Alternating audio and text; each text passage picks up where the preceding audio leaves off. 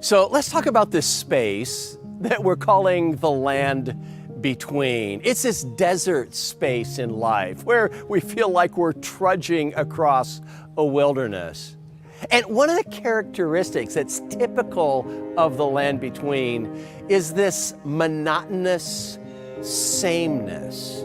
You know what I'm talking about here? When you awaken to very similar challenges day after day after day, you find yourself having the same challenging conversation with the same challenging teenager. You find yourself once again climbing in a car to yet again drive to a medical center to undergo yet another round of tests. And in that space, our hearts can really be in danger if we give them over to a spirit of complaint. You see, you would think that nothing much would grow in the desert, but the land between, it's fertile ground for complaint.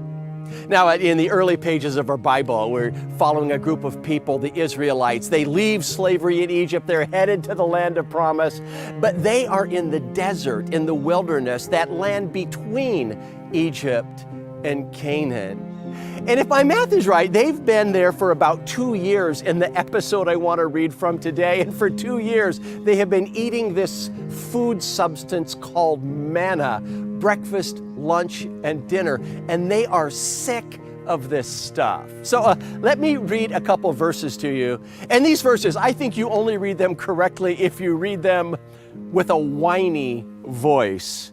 So here we go. If only we had meat to eat. Oh, we remember the fish we had in Egypt at no cost. Also the cucumbers, the melons, the leeks. Oh, the onions and the garlic. But now we've lost our appetite. We never see anything but this manna. They are sick of this food.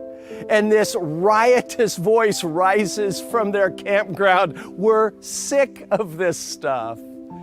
And I just know that so many of us can find ourselves in that space.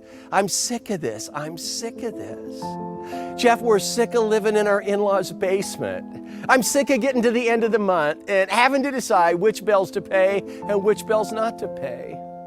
I'm sick of medical test after medical test and still not having a clear diagnosis. I'm sick of it.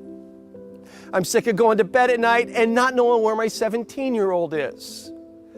I'm sick of driving to a retirement home and having my mother ask yet again who I am. I'm sick of this. You know, personally, when I'm going through a challenging season, I don't have to invite complaint to show up. It's like it shows up automatically. I pull into my driveway after a very disappointing day to discover that complaint has moved into the guest room, unloaded its luggage, is running a load of laundry, and is looking through my refrigerator for something to eat. And something about complaint, it resists eviction. I think one way to try to evict complaint from our life is to invite another house guest. And that guest, I just want to call it trust. That as complaint tries to move in, it discovers that trust is already occupying the guest room and is also sitting at the empty seat at my dining room table. You see, trust evicts complaint. I think one of the most powerful prayers that we can ever pray when we're traveling through the land between is just the simple prayer that goes something like this: God, I don't like this space. I don't want this space. I don't even understand this space. But I will trust you in this space. Let me challenge you today to invite trust to evict a spirit of complaint.